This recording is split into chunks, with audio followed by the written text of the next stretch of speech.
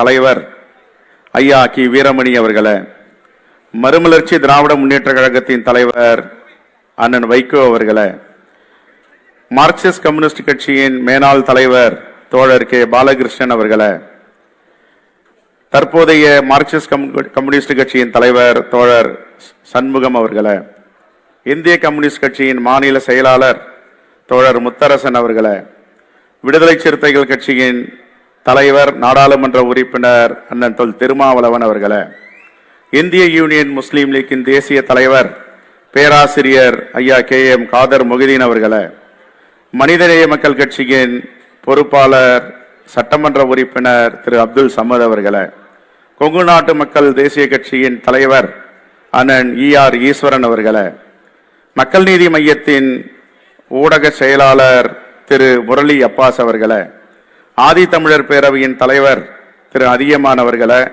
அகில இந்திய வல்லரசு ஃபார்வர்ட் பிளாக் கட்சியின் தலைவர் திரு PN அம்மாசி அவர்களே, மேனாள் தலைவர்கள் காங்கிரஸ் பேரியக்கத்தின் KV தங்கபால் அவர்களே, திருநாவுக்கரசர் அவர்களே, கிருஷ்ணசாமி அவர்களே, இந்த நிகழ்ச்சியில கலந்து கொண்டிருக்கின்ற திரு பஷீர் அகமது அவர்களே, மற்றும் தலைவர் பெருமக்களே, அமைச்சர் பெருமக்களே, அனைவரையும் வருக வருகென வரவேற்று, எவ்வளவு பணிச்சுமை இருந்தாலும் மாண்புமிகு முதலமைச்சர் அவர்கள் இந்த இருவரும் தலைவருடைய படத்தை திறக்க வேண்டும் என்று ஒப்புதல் அளித்து இங்கே வந்திருக்கிறார். அவரை காங்கிரஸ் பேரியக்கத்தின் சார்பாகவும் இந்தியா கூட்டணி சார்பாகவும் வருக வருக என மீண்டும் ஒரு முறை வரவேற்கிறோம். இப்பொழுது பல கூட்டங்களை தள்ளி வைத்து இங்கே வந்திருப்பதால் முதலில் அவர் இரங்கல் உரை மற்றும் அவர்களுக்கு மலரஞ்சலி செலுத்தி புகழ் உரை செலுத்தி இங்கிருந்து செல்ல இருக்கிறார். அதற்கு பிறகு நம்முடைய இந்தியா கூட்டணியின் தலைவர் பெருமக்கள் அவருக்கு மலரஞ்சலி மேதகு தலைவர்கள் டாக்டர் மன்மோகன் சிங் அவர்களுக்கும் அண்ணன் EVK இளங்கோவன் அவர்களுக்கும் செலுத்த இருக்கிறார்கள். தோழர்கள் அனைவரும் அமர்ந்திருந்து இந்த கூட்டத்தை நடத்தி தரவும்.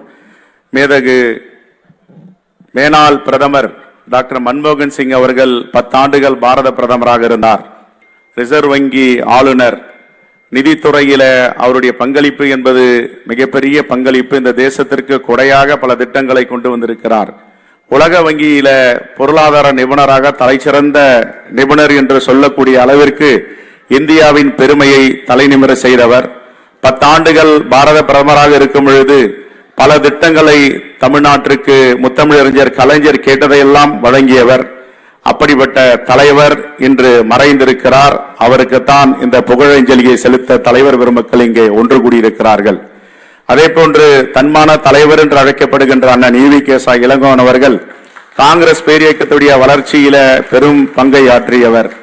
மேனாள் நடுவண் அமைச்சர், சட்டமன்ற உறுப்பினர், 2 முறை காங்கிரஸ் பேரியக்கத்தின் தலைவர். அவருக்கு நம்முடைய மாண்புமிகு முதலமைச்சர் அவர்கள் புகழஞ்சலி செலுத்துவார்.